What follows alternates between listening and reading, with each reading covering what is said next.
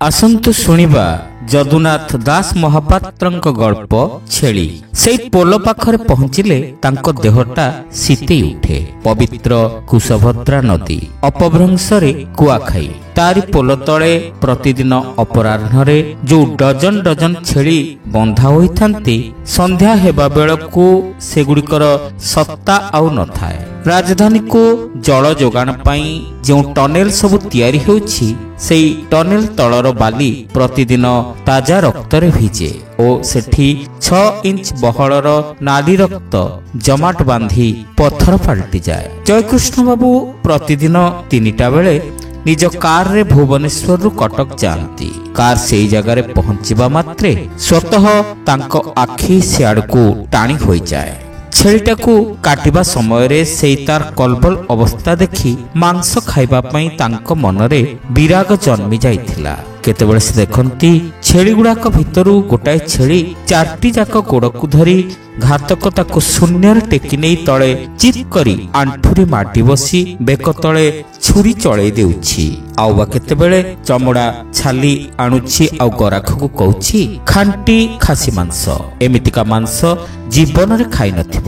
କୁଆଖାଇ ଉପକଣ୍ଠରେ ଶୈବ କ୍ଷେତ୍ର ଭୁବନେଶ୍ୱର। ଦୂରାଗତ ବସ୍ ଯାତ୍ରୀ ପର୍ଯ୍ୟଟକମାନେ ଏହି ପୋଲ ପାଖରେ ପହଞ୍ଚିଲେ ଜୟ ଶିବ ଶମ୍ଭୁ ବଂ ବଂ ଭୋଳାନାଥ ପାଟି କରି ଏହି ନଦୀ ଗର୍ଭକୁ ପଇସା ଫିଙ୍ଗନ୍ତି ଓ ଏଇଠୁ ପୁଣି ସ୍ୱପ୍ନ ଦେଖନ୍ତି, ୟା ପରେ ଶ୍ରୀକ୍ଷେତ୍ର ଜଗନ୍ନାଥ ଦର୍ଶନ ଆଉ ବେଶୀ ଡେରି ନୁହେଁ। এই ବାଟ ଦେଇ କିଏ ନ ଯାଉଛି? ନୈଷ୍ଠିକ ନିରାମିଷାସୀ ସାଧୁସନ୍ଥ ବୈଷ୍ଣବ, ଉଚ୍ଚ ପଦସ୍ଥ ସରକାରୀ କର୍ମଚାରୀ, ନେତା କିଏ ବା ନ ଯାଉଛି? ପ୍ରତିଦିନର এই ନାରକୀୟ ଦୃଶ୍ୟ କାରି ଆଖିରେ କ'ଣ ପଡୁନାହିଁ? 4ଟା ପରେ ସେଇଠି କେତେ cycle, scooter, motor cycle, car ଜମା ହୁଏ। ଜାତୀୟ ରାଜପଥ ପାଖରେ ଧାଡ଼ି ଧାଡ଼ି ହୋଇ ମାଂସ ଦୋକାନୀ ମାନଙ୍କରେ ଚମଡ଼ା ଛେଲି ହୋଇଥିବା ମଲା ଛେଳି ଗୁଡାକ ମାଳ ମାଳ ହୋଇ ଟଙ୍ଗା ହୋଇଥାନ୍ତି। ବଡ଼ ବଡ଼ ଲୋକେ ହିଁ ନିଜ ପସନ୍ଦ ମୁତାବକ ଭଲ ମାଂସ ଆଣିବେ ବୋଲି ସେଠିକି ଯାଆନ୍ତି ଓ ପରସ୍ପର ମଧ୍ୟରେ ଝଗଡ଼ା ବି ଲାଗନ୍ତି। 5 ବର୍ଷ ତଳେ ଏଠି 5ଟା ଦୋକାନ ଥିଲା, ଆଜି ହେଲାଣି 15ଟା। ଏଠିକି ଆସୁଥିବା ଗରାଖ ମାନଙ୍କର ଅନ୍ୟ ଚାହିଦା ମେଣ୍ଟାଇବା ପାଇଁ ବସିଲାଣି ଚାହା, ବିଡ଼ି, ସିଗାରେଟ, ପାନ, ଜଳଖିଆ ଦୋକାନ। ଏବେ ଦେଖାଯାଉଛି ତାରି ପାଖରେ ପଥର ପାଚେରି ଦିଆଯାଇ ସାଇନବୋର୍ଡ ମରା ହୋଇଛି, ସାଇଟ୍ ଫର ହୋଟେଲ ଲିଙ୍ଗରାଜ। ଜୟକୃଷ୍ଣ ବାବୁଙ୍କ ଘର ପୁରୁଣା ଭୁବନେଶ୍ୱର ପୋଷ୍ଟ ଅଫିସ ପାଖରେ। ଲିଙ୍ଗରାଜ ମନ୍ଦିର ଠାରୁ ବା କେତେ ବାଟ? ସେ ତାଙ୍କର କର୍ମମୟ ଜୀବନରେ ଯାହା କିଛି କରିଥାନ୍ତୁ ନା କାହିଁକି, ତାଙ୍କର କର୍ମ ପାଇଁ ଲୋକେ ତାଙ୍କୁ ନିନ୍ଦା ପ୍ରଶଂସା ଯାହା କରିଥାନ୍ତୁ ନା କାହିଁକି, ବର୍ତ୍ତମାନ 70 ଟପିଥିବା ବୟସରେ ସେ ପୂଜା ପାଠ ଦେବାର୍ଚ୍ଚନରେ ମନୋନିବେଶ କରିଛନ୍ତି। ପ୍ରତ୍ୟହ ସକାଳେ ସ୍ନାନ ସାରି ମୋଠା ଲୁଗା ପିନ୍ଧି ସେ ମନ୍ଦିରକୁ ଯାଆନ୍ତି। ଲିଙ୍ଗରାଜଙ୍କ ଉପରେ ଜଳ ଢାଳନ୍ତି, ବଡ଼ ପାଟିରେ ମନ୍ତ୍ର ଉଚ୍ଚାରନ୍ତି। ବେଳେବେଳେ ଏପରି ତନ୍ମୟ ହୋଇଯାନ୍ତି ଯେ ତାଙ୍କ ସାଙ୍ଗରେ ଆସିଥିବା ଛୋଟ ଛୋଟ ନାତି ନାତୁଣୀ ମାନେ ହାଉଳି ଖାଇଯାଆନ୍ତି। ମନ୍ଦିରର ମୁଖଶାଳରେ ହାତ ଯୋଡ଼ି ହେ ପ୍ରଭୁ ଲିଙ୍ଗରାଜ, ହେ ପ୍ରଭୁ ଲିଙ୍ଗରାଜ କହି ଚଟାଣଟା ଉପରେ ସେ ଏପାଖରୁ ସେପାଖ ଗଡ଼ନ୍ତି ଯେ ଦର୍ଶନ କରୁଥିବା ଯାତ୍ରୀମାନେ ଆଡ଼େଇ ହେଇଯାଆନ୍ତି। 70 ବର୍ଷ ପରେ ମଣିଷର ଭୋଗଲିପ୍ସା ଆଉ ବା କ'ଣ ଥାଇପାରେ? ଡକ୍ଟର ରାଧାକ୍ରିଷ୍ଣନ ଥରେ କୁଆଡ଼େ କହିଥିଲେ, 60 ବର୍ଷ ପାରି ହୋଇଯିବା ପରେ ମଣିଷ ଜୀବନରେ ପ୍ରତ୍ୟେକ ବର୍ଷଟା ହିଁ ଅନୁକମ୍ପାର ବର୍ଷ। ସେମିତି 70 ପାରି ହୋଇଯିବା ପରେ ପ୍ରତ୍ୟେକ ମାସ ଆଉ 80 ପାରି ହୋଇଯିବା ପରେ ପ୍ରତ୍ୟେକ ଦିନ ହିଁ ତା ପାଇଁ ଅନୁକମ୍ପାର ସମୟ। ଏହି ସମୟରେ ମଣିଷ ସତ୍କର୍ମ କଲେ ମଣିଷ ତାର ଜୀବନ କାଳକୁ ବଢ଼େଇ ଦେଇ ପାରନ୍ତି। ଆଉ ଯଦି ସତ୍କର୍ମ ନ କରି ସେ ଦୁଷ୍କର୍ମ କରେ, ସେହି ସମୟଟାକୁ ସେ କାଣ୍ଟଛାଣ୍ଟ କରିଦେଇ ପାରନ୍ତି। ଜୟକୃଷ୍ଣ ବାବୁ ଜୀବନର ଏହି ସବୁ ଗୂଢ଼ ତତ୍ତ୍ୱ ଜାଣିଯିବା ପରେ ମାଛ ମାଂସ ଖାଇବା ଛାଡ଼ିଦେଇ ସାତ୍ବିକ ଆହାର, ସାତ୍ବିକ ଚିନ୍ତାରେ ମନୋନିବେଶ କରିଛନ୍ତି। ପ୍ରତ୍ୟେକଟି ସୋମବାର ଅନନ୍ତ ବାସୁଦେବ ମନ୍ଦିରରୁ ପ୍ରସାଦ ଆସେ। ସେଇଦିନ ସେ ଏକା ନୁହେଁ, ପରିବାରର ସମସ୍ତେ ବାଧ୍ୟ ହୋଇ ପ୍ରସାଦ ସେବନ କରନ୍ତି। ପ୍ରତ୍ୟେକ ସୋମବାରରେ ସ୍ତ୍ରୀ ବହୁ ଝିଅମାନଙ୍କୁ ନେଇ ପୂଜା ପାଇଁ ମନ୍ଦିରକୁ ଯାଆନ୍ତି। ଜୟକୃଷ୍ଣ ବାବୁଙ୍କର କଟକସ୍ଥ ଖପୁରିଆ ଶିଳ୍ପାଞ୍ଚଳରେ ଗୋଟିଏ ଶିଳ୍ପ କାରଖାନା ଅଛି।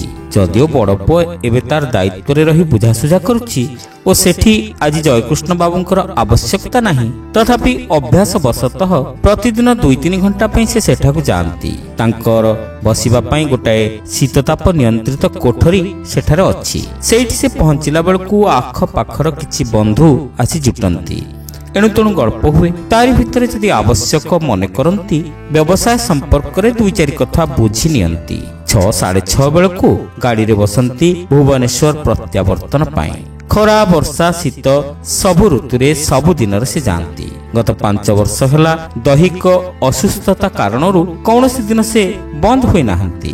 ଏହି କଥା ଯେତେବେଳେ କେହି ତାଙ୍କ ଦୃଷ୍ଟିକୁ ଆଣନ୍ତି, ସେ ସଗର୍ବ ଘୋଷଣା କରନ୍ତି ଯେ ତାଙ୍କର ପିଲାଦିନେ ଖାଲି ଖାଣ୍ଟି ଜିନିଷ ଖାଇବାକୁ ମିଳୁଥିଲା, ତେଣୁ ଏ ବୟସରେ ବି ସେ ନିରୋଗ। ଏବେ କିନ୍ତୁ ସବୁ ଭେଜାଲ। ସେ ନିଜେ ନିରାମିଷ ଖାଉଥିଲେ ହେଁ ତାଙ୍କ ଘରକୁ ମାଛ, ଛେଳି, କୁକୁଡ଼ା ମାଂସ ଯାଏ। ତାଙ୍କ ସାନ ପୁଅ ତ ବିନା ମାଛ ମାଂସରେ ଖାଇପାରେନା।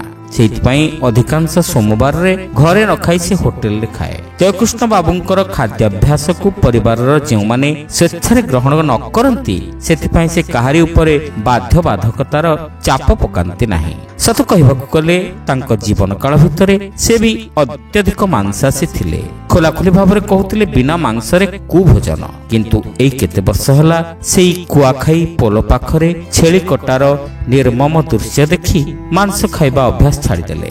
ମାଂସ ଛାଡ଼ିବା ପରେ କିଛି ଦିନ ମାଛ ଖାଉଥିଲେ, ମାତ୍ର କାଳକ୍ରମେ ସେ ଅଭ୍ୟାସ ବି ପରିତ୍ୟାଗ କଲେ। ସେଦିନ କଟକ ଯିବା ବାଟରେ ଆଗରେ ଯାନ ଜାମ୍ ଥିବାରୁ ଠିକ୍ ସେଇ ଜାଗାଟାରେ ତାଙ୍କର କାରଟା ଠିଆ ହୋଇଗଲା।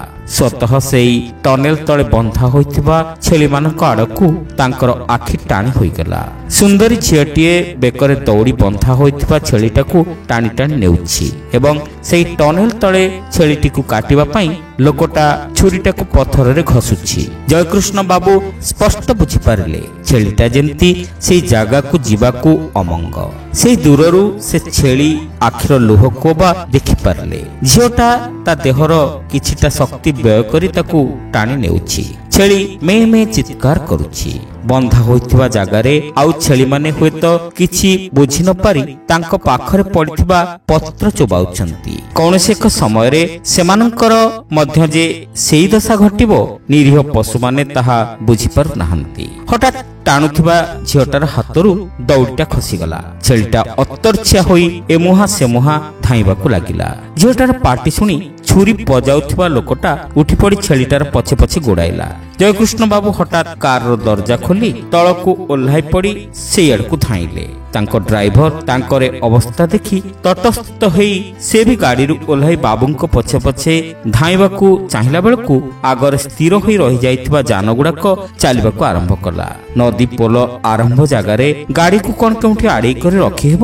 ବାବୁ ଏଣେ ଛେଳି ପାଖରେ ଯାଇ ପହଞ୍ଚି ଗଲେଣି। ପଛରେ ଜମା ହୋଇଥିବା ଗାଡ଼ିଗୁଡ଼ାକ ପେଁ ପାଁ ହର୍ନ ମାରି ଆଗ ଗାଡ଼ି ଯିବା ପାଇଁ ଅସ୍ଥିର ହୋଇ ଉଠିଲେଣି। ପୋଲ ପାର କରି ଗାଡ଼ିକୁ ହୁଏତ ରଖିହେବ ବା ପୋଲ ପାର ହେବା ପରେ ଗାଡ଼ିକୁ ବୁଲେଇ ଆଣି ଏ ମୁଣ୍ଡରେ ପୋଲ ବାହାରେ ପୁଣି ରଖାଯାଇ ପାରିବ। ଅଗତ୍ୟା ଗାଡ଼ିକୁ ସେଇ ଜାଗାରେ ରଖିବାର ଭରସା ନ ପାଇ ଷ୍ଟାର୍ଟ କରି ସେ ଆଗେଇଲା। ଆଖି ତାର ବାବୁଙ୍କ ଉପରେ। ଛୁରୀ ହାତରେ ଧରିଥିବା ଲୋକଟା ଓ ବାବୁ ପାଖାପାଖି ହେଇଗଲେଣି। ସପ୍ତରଥୀ ଅଭିମନ୍ୟୁକୁ ଘେରିବା ଭଳି ସଡ଼କ ଉପରୁ ଆଉ କିଛି ଲୋକ ଯାଇ ଛେଳିଟାକୁ ଓଗାଳିବାକୁ ଚେଷ୍ଟା କରୁଛନ୍ତି। ଡ୍ରାଇଭର ପୋଲ ପାରି ହେଇ ଗାଡ଼ିକୁ ପୁଣି ଫେରାଇ ଆଣି ପୋଲର ଏପାଖକୁ ଆସି ଗାଡ଼ିକୁ ପୁଣି ଠିଆ କରାଇ ଦେଲା। ଫଟାଫଟ ଗାଡ଼ିରୁ ଓହ୍ଲାଇ ପଡ଼ି ସେ ବି ଧାଇଁଲା ସେ ଆଡ଼କୁ, ଯୋଉଠି ମଣିଷର ଘେର ଭିତରେ ଛେଳିଟା ବିକଳ ହୋଇ ଏଆଡ଼େ ସିଆଡ଼େ ଧାଉଁଥାଏ। ଛେଳିର ମାଲିକ ଦଉଡ଼ିଟାକୁ ଧରି ନେଇ ଛେଳିର ଏ ଫାଜିଲାମି ପାଇଁ ତାକୁ ଶାସ୍ତି ଦେବାକୁ ଦଉଡ଼ିଟାକୁ ଉପରକୁ ଟେକି ଦେଇ ଛେଳିଟାକୁ ଶୂନ୍ୟକୁ ଉଠେଇ ତଳେ ଧଡ଼ାସ୍କିନି କଚାଡ଼ି ଦେଲା। ଆହା, ଛେଳିର ସେ କି ମେ ମେ କରୁଣ କାନ୍ଦଣା। ତାପରେ ଲୋକଟା ଛେଳିଟାକୁ ଆଉ ଚାଲିବାର ସୁଯୋଗ ନ ଦେଇ ତାକୁ ଘୋଷାରି ଘୋଷାରି ଟନେଲ ପାଖକୁ ନେଇଗଲା। ଦେଖଣାହାରୀମାନେ ପୁଣି ଜାତୀୟ ରାଜପଥ ଉପରକୁ ଚାଲିଗଲେ। ଜୟକୃଷ୍ଣ ବାବୁ କିନ୍ତୁ ଗଲେ ନାହିଁ। ସେ ଟନେଲ ପାଖକୁ ଯାଇ ଛେଳିର ବେକ ପାଖକୁ ଛୁରୀ ନେଉଥିବା ଲୋକଟାକୁ କହିଲେ, ଏ ଭାଇ ଟିକେ ରହ। ଲୋକଟାର ହାତ ସ୍ଥିର ହୋଇଗଲା। ସେ ଟିକେ ବିରକ୍ତ ହୋଇ କହିଲା, କାହିଁକି? ଜୟକୃଷ୍ଣ ବାବୁ କହିଲେ, କାଲି ଆମ ଘରେ ଗୋଟାଏ ଭୋଜି ଅଛି। ଛେଳିଟାକୁ ମୁଁ ପୁରା କିଣି ନେବି। ତୁ ତାକୁ ମାରନା, ଜିଅନ୍ତା ମତେ ଦେଇଦେ। ସେ କହିଲା, ତମେ ତା ଭିତରୁ ଆଉ ଗୋଟେ ବାଛୁନ। ଏଇ ଖାସିର ମାଂସରୁ 5 କେଜି ନେବେ ବୋଲି ଅନ୍ୟ ଜଣେ ବାବୁ ବାଛିଛନ୍ତି। ଟିକିଏ ଦୂରରେ ଠିଆ ହୋଇ ଅନ୍ୟ ଜଣଙ୍କ ସହିତ କଥା ହେଉଥିବା ଜଣେ ବାବୁଙ୍କ ଆଡକୁ ହାତ ଦେଖେଇ ସେ ବାବୁ ନେବେ ବୋଲି ସେ ଚିହ୍ନାଇ ଦେଲା। ଜୟକୃଷ୍ଣ ବାବୁ କହିଲେ, ରହ ମୁଁ ସେ ବାବୁଙ୍କୁ କହୁଛି। ମୁଁ ଯେତେବେଳେ ପୁରାଟାକୁ ନେବାକୁ ଚାହୁଁଛି ସେ ବରଂ ଅନ୍ୟ ଛେଳିରୁ ବାଛନ୍ତୁ। ଆଉ ଶୁଣ, ଏ ଛେଳି ପାଇଁ ଅଧିକ ଯାହା ଦାମ ନେବୁ ମୁଁ ଦେବି, ମୋର ଏଇଠି ଦରକାର। ମାଂସବାଲା କହିଲା, ତମେ ଯାଇ ସେ ବାବୁଙ୍କୁ କୁହ, ସେ ଯଦି ରାଜି ହୁଅନ୍ତି।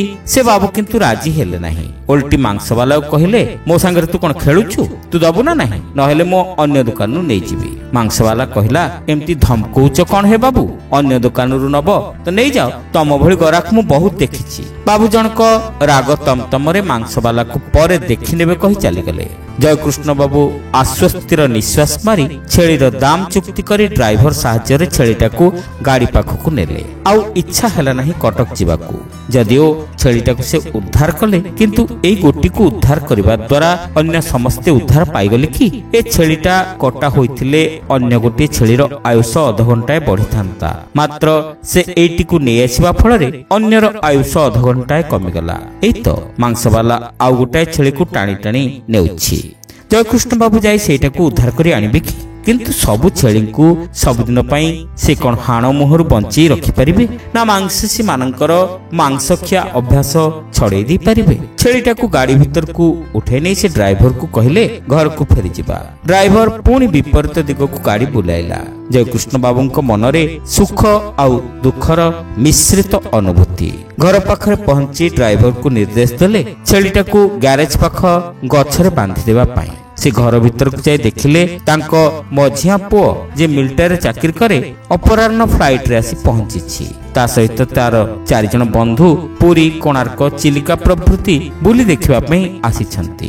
ସେମାନଙ୍କୁ ଦେଖି ସେ ଭାରି ଖୁସି ହେଲେ ଓ କିଛି କ୍ଷଣ ପୂର୍ବରୁ ତାଙ୍କ ମନ ଆକାଶରେ ଉଡ଼ି ବୁଲୁଥିବା ଦୁଶ୍ଚିନ୍ତାର ମେଘରୁ କ୍ଷଣକ ପାଇଁ ମୁକ୍ତି ପାଇ ସେ ପୁଣି ବାହାରକୁ ଚାଲିଗଲେ। ଏହି ସମୟରେ ସେ ଘରେ ରହିପାରନ୍ତି ନାହିଁ। କଟକ ଯଦି ଯାଇ ନ ପାରିଲେ ଏଇଠି ରାଜଧାନୀରେ କୋଉ ବନ୍ଧୁ ଘରକୁ ଯାଇ ଗପସପରେ କିଛି ସମୟ କଟେଇ ସନ୍ଧ୍ୟାରେ ପୁଣି ମନ୍ଦିରରେ ଠାକୁର ଦର୍ଶନ କରି ସେ ଫେରିବେ।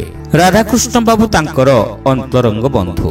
ତାଙ୍କରି ଘରକୁ ଯାଇ ସେ ଆଜି ଘଟି ଯାଇଥିବା ଘଟଣା ଓ ସେ କିପରି ଗୋଟିଏ ନିରୀହ ଛେଳିକୁ ତାର ଜୀବନ ଥିବା ପର୍ଯ୍ୟନ୍ତ ଘାତକ କବଳରୁ ବଞ୍ଚେଇ ରଖିପାରିଲେ, ସେଇ କଥା ଏମିତି ବିଶଦ ଭାବରେ ବର୍ଣ୍ଣନା କଲେ ଯେ ରାଧାକୃଷ୍ଣ ବାବୁ ସ୍ୱଚକ୍ଷୁରେ ଇତିହାସ ସୃଷ୍ଟି କରିଥିବା ସେଇ ଭାଗ୍ୟବାନ ଛେଳିଟିକୁ ଦେଖିବା ପାଇଁ ବ୍ୟଗ୍ର ହୋଇ ଉଠିଲେ। ଦୁଇ ବନ୍ଧୁ ମନ୍ଦିରରେ ଠାକୁର ଦର୍ଶନ କରି ସନ୍ଧ୍ୟା ପ୍ରାୟ 7:30 ବେଳକୁ ଘରକୁ ଫେରିଲେ। ଘରେ ଗାଡି ପହଞ୍ଚିବା କ୍ଷଣି ଜୟକୃଷ୍ଣ ବାବୁ ଓହ୍ଲାଇ ପଡି ରାଧାକୃଷ୍ଣ ବାବୁଙ୍କୁ ସାଙ୍ଗରେ ଧରି ଗ୍ୟାରେଜ ପାଖ ଗଛ ନିକଟକୁ ଧାଇଁଗଲେ, ତାଙ୍କର ବୀରତ୍ୱର କାହାଣୀର ସନ୍ତକଟିକୁ ତାଙ୍କୁ ଦେଖାଇବା ପାଇଁ।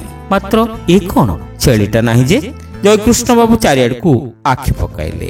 ଆଉ କେଉଁଠି କିଏ ନେଇ ବାନ୍ଧି ଦେଇଥିବ ପୁରା। ମାତ୍ର କେଉଁଠି ହେଲେ ଛେଳିଟିର ପତ୍ତା ସେ ପାଇଲେ ନାହିଁ। ଗ୍ୟାରେଜ ପାଖ ଗଛ ତଳେ କିଛି ଛେଳି ଲଣ୍ଡି ପଡିଛି, ମାତ୍ର ଛେଳିଟା କାହିଁ? ସାନ ପୁଅ ଘର ଭିତରୁ ବାହାରି ଆସିଲା, ପଚାରିଲା, କଣ ଖୋଜୁଛ ବାପା? ଛେଳି, ସେଇ ଯୋଉ ଛେଳିଟା ଏଇଠି ବନ୍ଧା ହେଇଥିଲା, ଗଲା କୁଆଡେ? ଜୟକୃଷ୍ଣ ବାବୁ ପଚାରିଲେ। ସାନ ପୁଅ କହିଲା, ମଝିଆ ଭାଇ ଆଉ ତାର ମିଲିଟାରୀ ସାଙ୍ଗମାନେ ଆସିଥିବାରୁ ନରିଆ ଚାକର ହାତରେ ଛେଳିଟାକୁ କାଟି ଆଣିବା ପାଇଁ ପଠେଇ ଦେଇଛୁ।